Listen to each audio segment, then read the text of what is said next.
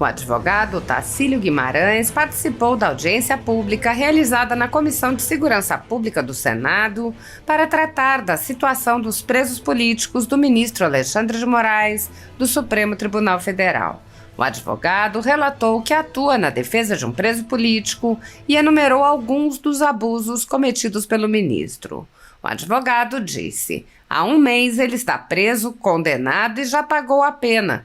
E até agora não teve sequer este advogado o acesso ao ministro. Peticionamos nos autos, peticionamos no e-mail pessoal do ministro relator do processo, solicitando a soltura de alguém que já cumpriu a pena. E simplesmente o que nós estamos vendo no Brasil hoje é o império do autoritarismo, só que com conivência. Otacílio Guimarães afirmou: vou dar a solução. A solução para tudo isso daqui que está acontecendo é simplesmente a segurança pública. É qualquer agente da segurança pública simplesmente agir dentro da lei.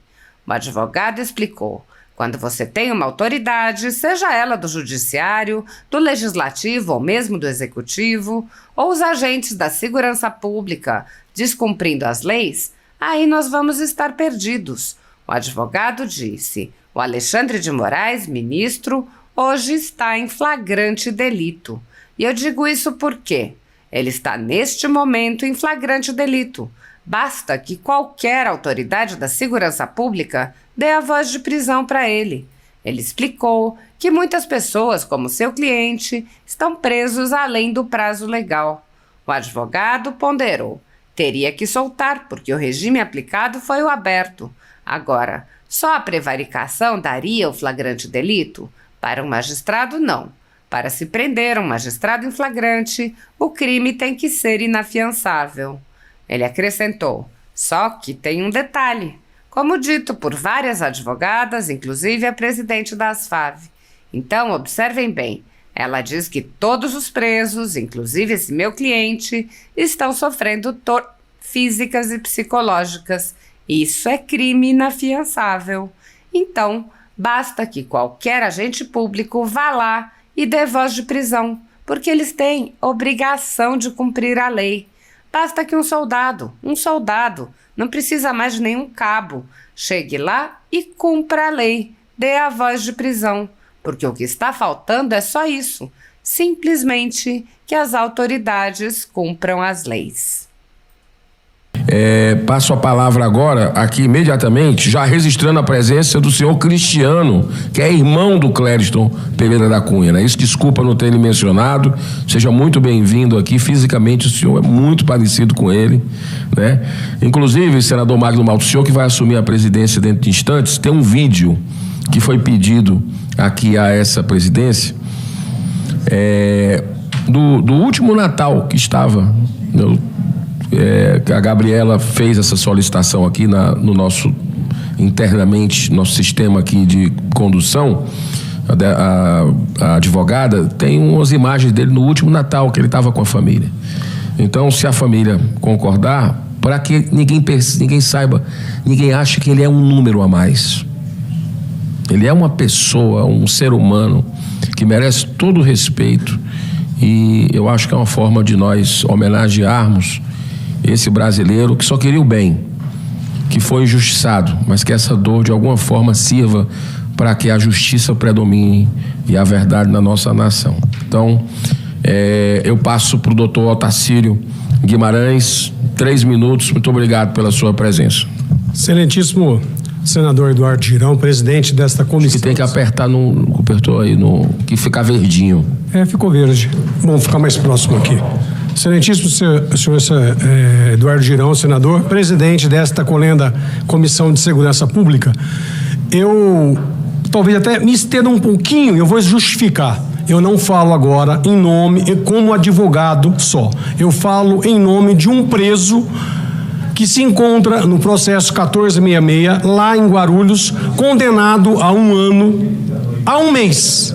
Há 1 mês ele está preso, condenado e já pagou a pena. E até agora não teve sequer este advogado o acesso ao ministro.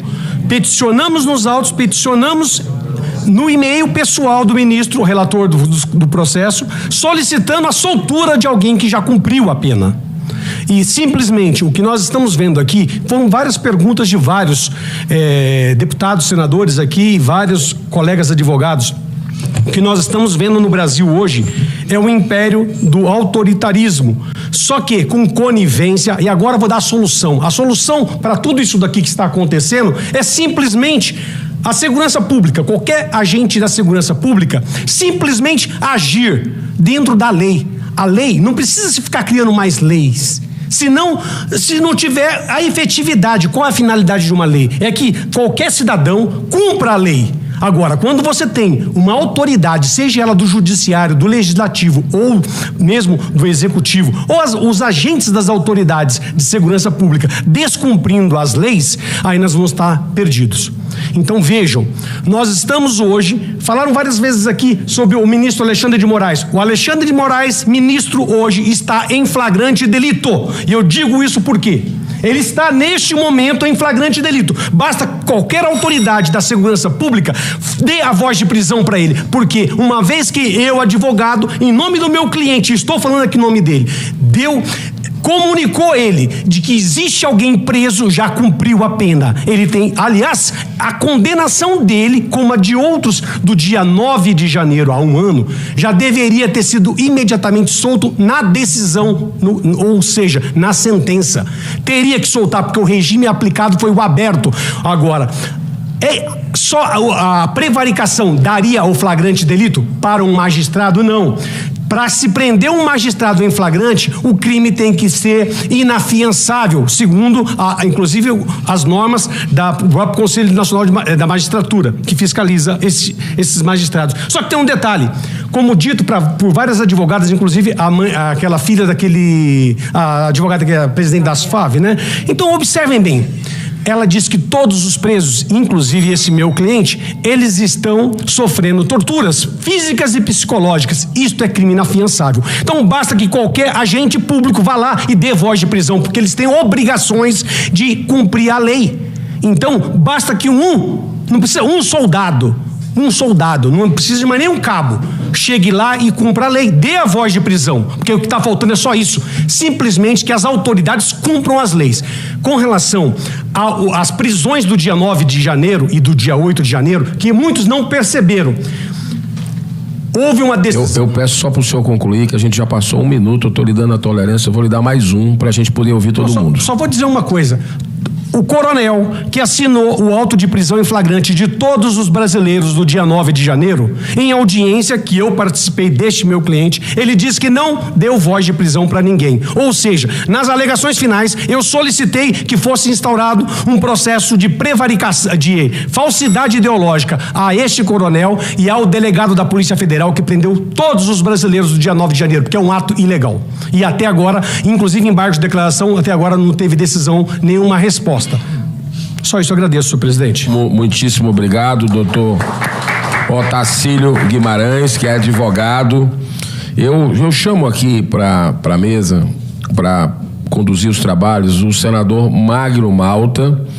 Enquanto ele vem aqui, eu quero ler o que eu prometi, o desabafo de um preso político, que é uma carta que chegou da família aqui às minhas mãos, do senhor Marco Alexandre Machado de Araújo, aquele senhor que eu acho que todo mundo tomou conhecimento, que sem denúncia, Moraes mantém pai de bebê preso por 18 meses. Perdi tudo.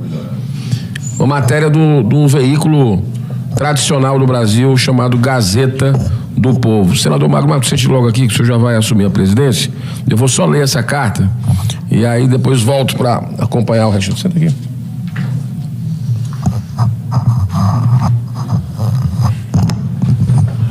É o seguinte, olha só, me chamo Marco Antônio Alexandre Machado de Araújo, 54 anos, mineiro de Uberlândia, pai de 4 lindas filhas, sendo a mais nova, Liz, com 6 meses de idade.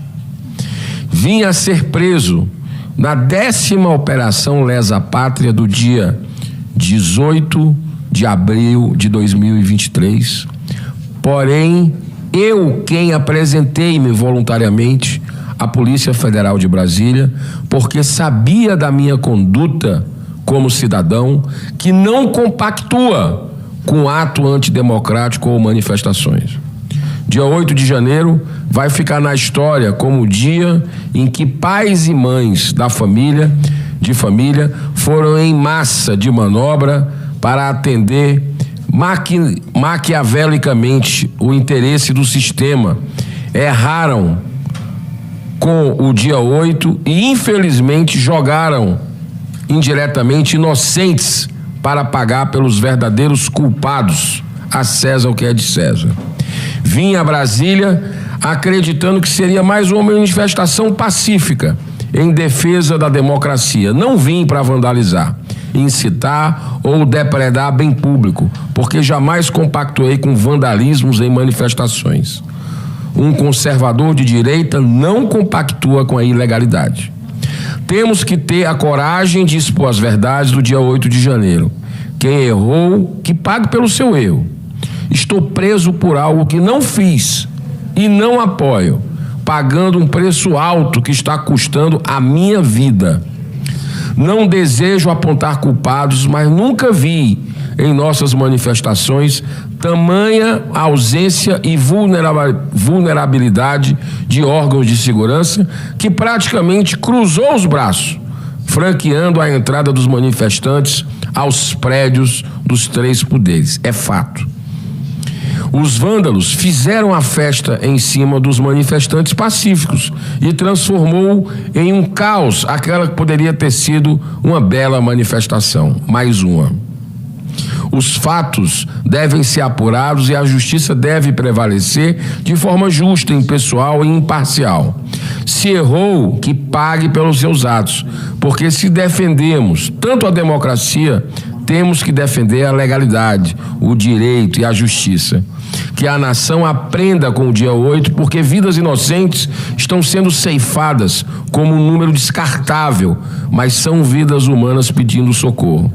Não desejo que minha vida se vá em vão, pois é assim que eu estou me sentindo nesse deserto, assustado, fraco e sozinho. Perdi tudo, só não quero perder a fé em Deus e que haverá justiça justa. Tem também aqui, senhor Magno Malta, uma carta de uma mãe cheia de saudade e dor, que é a Dayara Célia Machado, de Uberlândia também, 17 de novembro de 2024. É bem curto. Eu posso fazer, presidente, rapidamente? Não. Então vamos lá. Aos familiares, amigos, representantes legais e a quem mais possa ouvir. É com o coração apertado e lágrimas incontidas que escrevo esta carta. Não como uma mãe que busca piedade, mas como alguém que clama por justiça. Meu filho, que sempre acreditou na verdade e no bem, está longe de nós há 1 ano e 7 meses, exatos 578 dias de ausência que ecoam em nossa família como um grito incessante de saudade e revolta. Ele está preso longe de casa, de seus sonhos, da filha, que sequer teve a chance de ver crescer. Durante esse tempo, perdeu momentos preciosos e insubstituíveis. O nascimento de sua filha, suas primeiras consultas ao pediatra, os primeiros passos e até mesmo a primeira palavra. Perdeu aniversários, natais e a alegria de começar um novo ano ao lado de quem o ama. Não há dor maior para uma mãe do que ver o seu filho, que sempre buscou o que é certo, ser privado de viver sua própria vida. Meu filho sempre alegou sua inocência, nunca foi ouvido, nunca teve o devido respeito ao processo legal. Ele que tanto amava o país e acreditava em sua gente. Foi às manifestações movidos por esse amor, sempre de forma pacífica. Ele costumava me dizer, abro aspas aqui, não é porque vou ao campo de futebol que compactuo com as torcidas organizadas. Fecho aspas. Essa é a verdade dele, a verdade que carrego comigo todos os dias. E o que ele deseja, acima de tudo, é que prevaleça a verdade. Ele não quer que ninguém ultrapasse os limites do respeito ao judiciário ou à imagem dos ministros. Tudo o que ele quer é que os fatos sejam analisados, que os acontecimentos sejam esclarecidos e que os verdadeiros culpados respondam por seus atos, conforme a lei. Como mãe, sofro por saber que meu filho, ao lutar por seus ideais, foi tratado de forma tão injusta e desproporcional. Peço com todas as forças do meu coração que olhem para ele com justiça e humanidade. Que sua verdade seja ouvida e que ele possa finalmente voltar para casa. Meu filho só quer lutar, mas lutar com dignidade pelo que acredita e pelo direito de criar sua filha e estar ao lado da família que tanto sente sua falta. Que esse apelo chegue aos corações de quem pode fazer a diferença. Porque enquanto a liberdade dele não for devolvida, a nossa também não será plena. Uma mãe que jamais desistirá de seu filho. Yara Célia Machado, Uberlândia, 17 de novembro de 2024. A liberdade e a propriedade privada há muito tempo já não são mais direitos fundamentais garantidos no Brasil, em consequência do ativismo judicial de alguns membros do judiciário. A renda da Folha Política e de outros sites e canais conservadores está sendo confiscada a mando do ministro Luiz Felipe Salomão, ex-corregedor do Tribunal Superior Eleitoral, com apoio e respaldo dos ministros do STF Luiz Roberto Barroso, Alexandre de Moraes e Edson Fachin. O confisco da renda atinge todos os vídeos produzidos pelo jornal, independente de tema, data ou qualquer outro fator. Toda a renda de mais de 20 meses do nosso trabalho vem sendo retida sem qualquer previsão legal. Se você apoia o trabalho da Folha Política e pode nos ajudar a manter o jornal, doe qualquer valor à empresa Raposo Fernandes, utilizando o QR Code que está visível na tela ou o código ajude@folhapolitica.org. Caso prefira, há a opção de transferência bancária para a conta da empresa Raposo Fernandes, disponível na descrição deste vídeo e no comentário fixado no topo. Com a sua ajuda, a Folha Política poderá se manter firme e continuar o seu trabalho. Pix, ajude@folhapolitica.org.